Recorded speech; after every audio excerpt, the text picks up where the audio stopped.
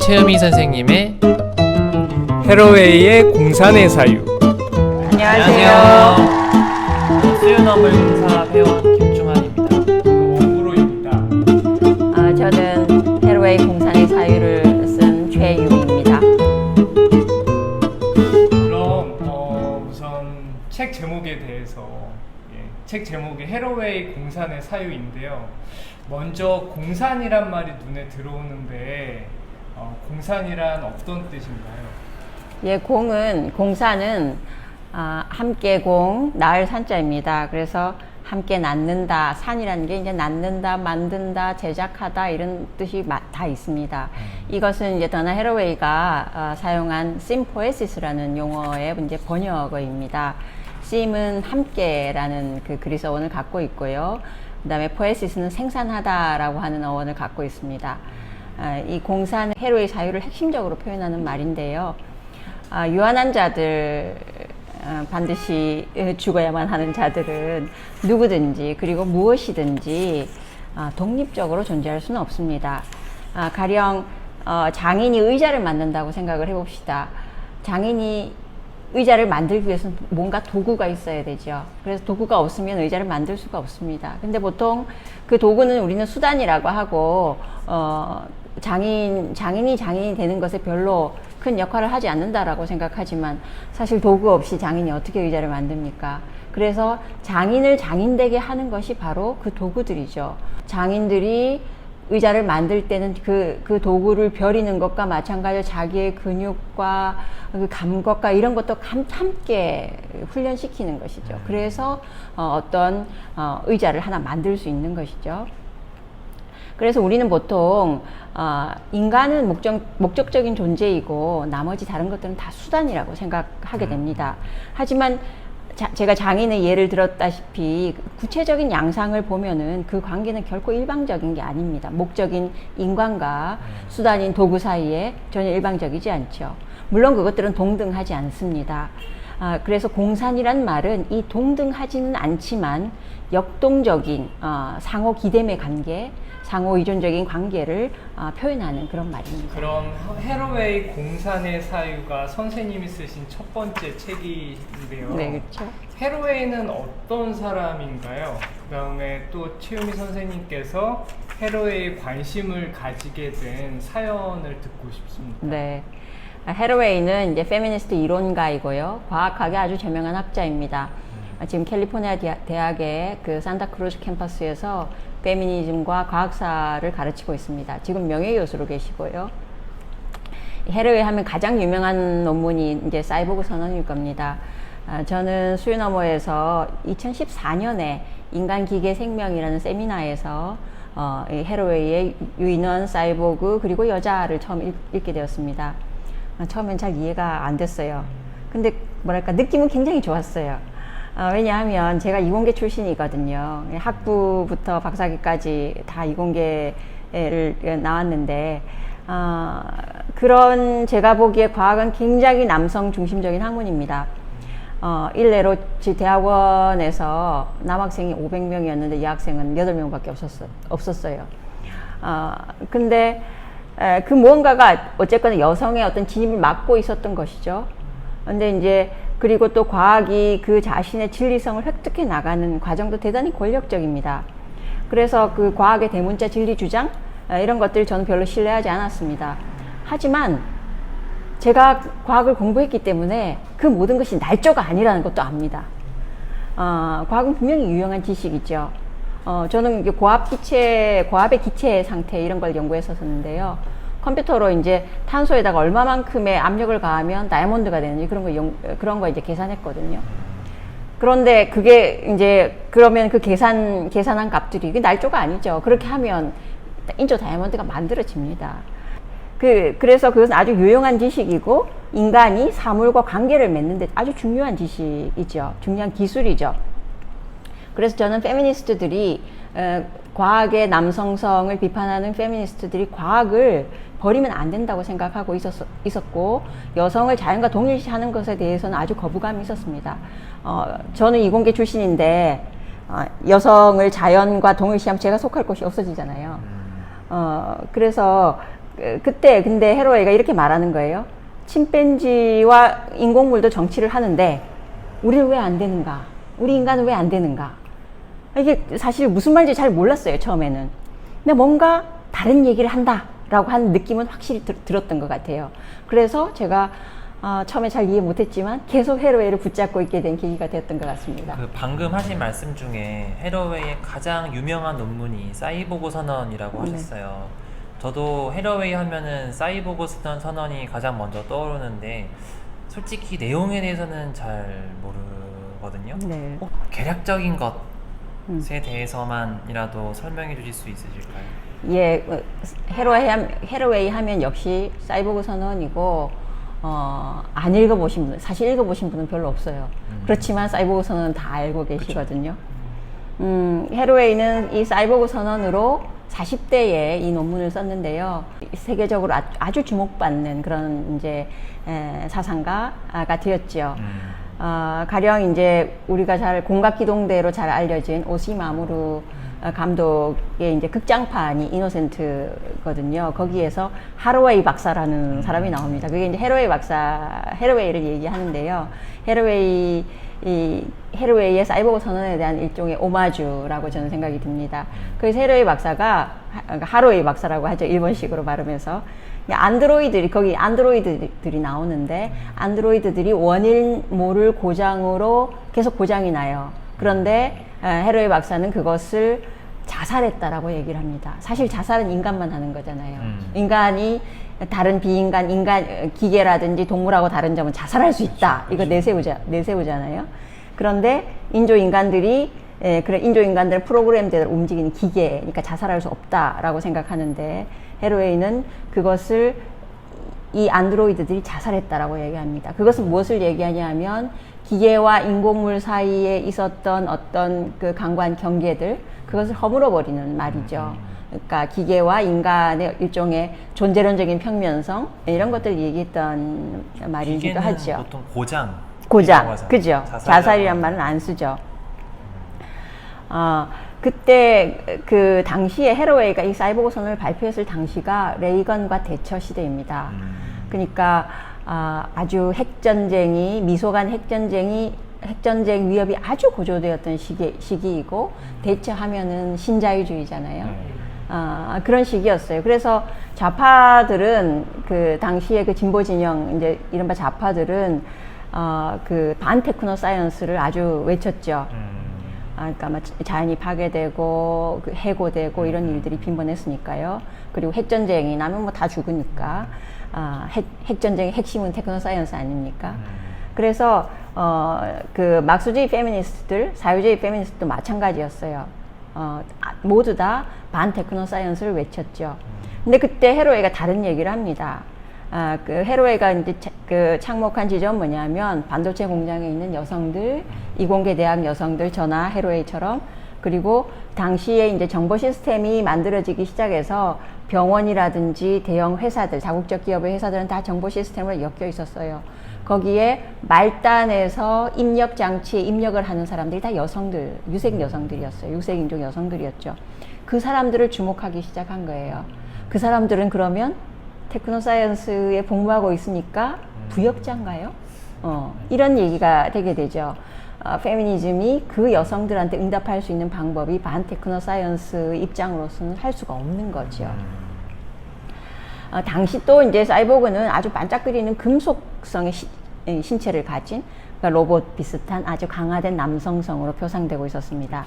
그것을 이제 헤로웨이는 여성 사이보그, 여성과 동물과 기계가 하이브리드된 사이보그로 표현을 했고요. 그것을 이제 린 랜돌프라는 화가가 사이보그 선언의 사파로 이제 그 그림을 그린 사이보그가 나옵니다. 그 그림이 어떠냐면 대지는 얼어붙어 있고 그 위에 키보드가 있고 까만 머리를 하고 노란 얼굴을 한 황색 여성이 가슴에는 딥 스위치가 있어요. 딥 스위치는 뭐냐면 누르면 리셋이 되는 거예요. 그 딥 스위치가 이렇게 있는 그 이제 그 기판이 이렇게 IC 기판이 있는 그런 그림이 있죠. 그것은 기존의 사이보그라고 했던 형상들, 남성적인 강건한 신체를 가진 그런 형상들을 뒤집어 버리는 거죠. 그래서 당시에 그렇게 뒤집음으로써 새로운 사이보그, 어떻게 이 새로운 사이보그들을 긍정할 것인가, 그들에게 어떻게 응답할 것인가, 그것을 얘기한 것이 사이보그 선언의 중요한 주제 중에 하나였습니다. 그래서 책으로 들어가면 책 첫 번째 장 제목이 개와 인간 기묘한 친척이라는 제목이에요. 근데 저는 헤러웨이 하면은 제일 먼저 떠오르는 거는 과학기술 그리고 페미니즘, 맞아요. 이게 헤러웨이에 대한 인상이었는데 책 제목 첫 번째 장이 개와 인간 기묘한 친척이어서 갑자기 웬 개? 라는 생각이 들었어요. 갑자기 웬 개인가요? 이게 원래 이제 이 책은 헤러웨이의 중요한 저작들을 쭉 읽고 쓴 책인데 연대 순으로 하자면 사이보그 선언이 제일 먼저 나오는 게 맞죠. 그런데 제가 이 헤러웨이를 이해했을 때 가장 이해에 핵심적으로 도움이 됐던 게 반려종 선언이었어요. 그래서 그리고 또 재미있기도 하고요. 그래서 반려종 선언을 제일 먼저 앞에 배치를 했어요. 그래서 그거를 읽고 나서 나중에 사이보그 선언이나 이게 뒤에 저작들을 읽으면 좀 더 잘 이해되는 제 경험이 그랬기 때문에 이제 그렇게 썼고요. 그러니까 사실 페미니즘은 이게 남성들이 타자화시키는 여성들을 문제시하는 남성들의 타자로서 여성을 문제시하는 그런 정치운동이잖아요. 그래서 헤러웨이가 사이보그 선언에서 여성이라고 하는 그 정체성, 그래서 이제 페미니스트들은 그 여성성을 더욱더 정체화시키는데 이렇게 그 여성성이 2등 인간이 아님을 말하는 것에 집중을 해왔다고 하면, 헤러웨이는 사이보그 선언에서 여성 사이보그, 페미니스트 사이보그를 내놓으면서 그 정체성 자체가 계속 변화하고 있는 것임을 얘기했죠. 그래서 사실은 그런 면에서 보면 사이보그는 유기체와 기계의 잡종이고 경계에 있는 자들인데, 그런 면에서 보면 걔도 사실 마찬가지예요. 걔는 야생이라고 생각하는 자연과 인공이라고 생각하는 문화 그 사이에 있는 거죠. 자연을 길들인 게 걔니까요. 그렇죠. 그 사이에 있는 거죠. 그런데 걔에게는 사이보그에 없는 게 있어요. 그건 뭐냐 하면 걔는 인간과 처음부터 같이 살았다는 거예요. 사이보그는 아주 최근에 생긴 존재자라고 할 수 있죠. 그런데 아주 처음부터 같이 살았다라는 거죠. 마치 여성이 남성과 처음부터 같이 살았던 것처럼 이들은 같이 살았죠. 물론 처음부터 권력은 동등하지 않았어요. 그렇지만 함께 살았다는 거죠.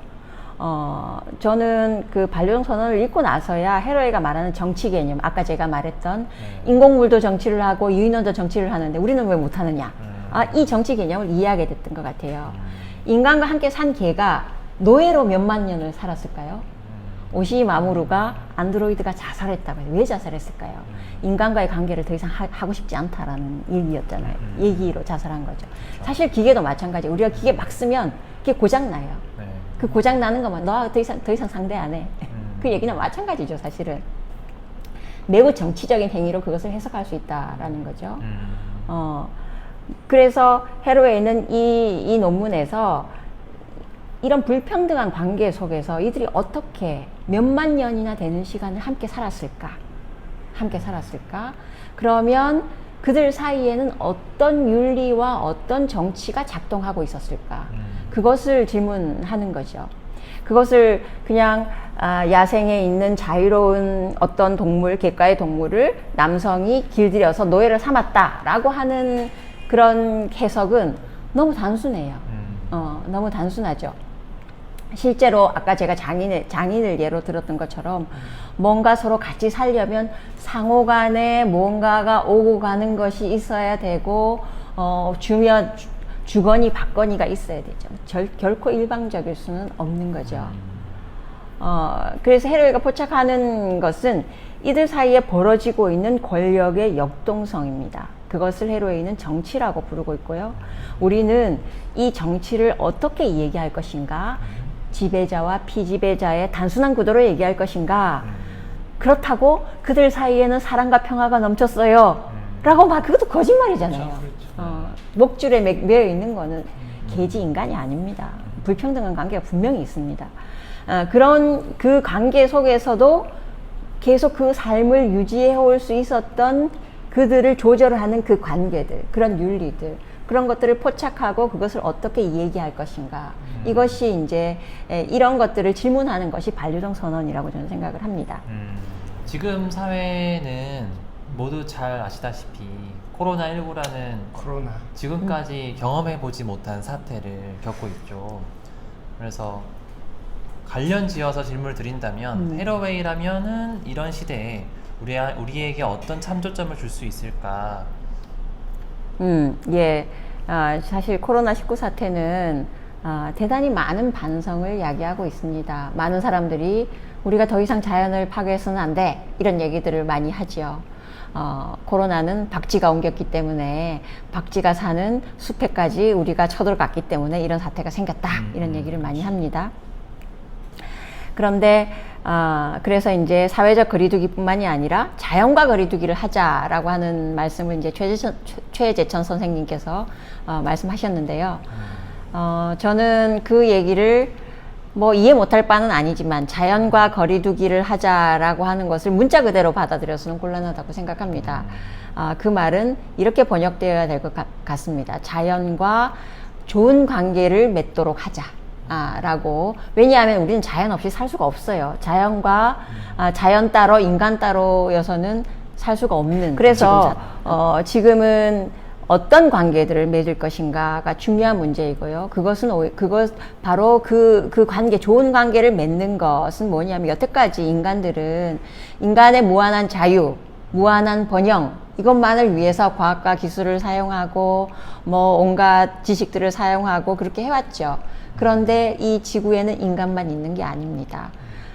아마 그 코로나 바이러스가 그것을 우리에게 가르쳐 주고 있는지도 모르죠. 코로나 바이러스가 우리에게 정치를 제안하고 정치를 가르쳐 주고 있는지도 모릅니다. 서로에게 좋은 관계를 맺는 정치란 무엇인가? 그것은 무한정한 자유가 아니라 서로의 자유를 위한 제한된 자유여야 되고요. 무한정한 풍요가 아니라 공동의 번성, 공동의 풍요여야 될 것입니다. 그것을 헤로웨이의 그 심포에시스라는 개념, 헤로웨이 공산이라는 개념이 잘 설명해주고 있다라고 저는 생각합니다. 지금까지 헤로웨이 공산의 사유 저자 최유민 선생님의 인터뷰를 들어보았는데요. 엄보로 형은 다 듣고 나니 어떤 느낌을 받으셨나요?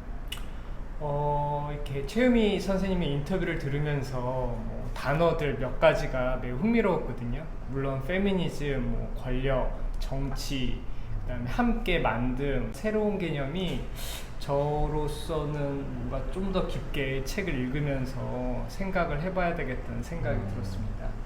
그러면 충한 씨는 어떠셨어요? 저는 자연과학을 전공해서 자연과학과 정치는 전혀 다른 영역이라고 생각을 해오고 살아왔어요. 코로나19도 마찬가지로 이것은 예방의학의 영역이고 과학 영역이다라고 생각을 했는데 선생님의 말씀을 듣고 나니까 오히려 이런데도 정치가 중요하게 작용하는 영역이겠구나 라는 생각이 더 들어서 조금 더 머릿속이 복잡해지고 더 혼란스러워졌습니다.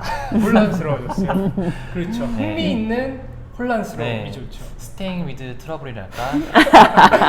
책에 나와 있는 재밌는 인터뷰를 해주신 최우미 선생님께 감사함을 드리고요. 네. 그럼 이만 저희 네. 그럼 감사합니다. 감사합니다. 를 버린다든지 뭐 자연을 많은 해친다든지 얘기를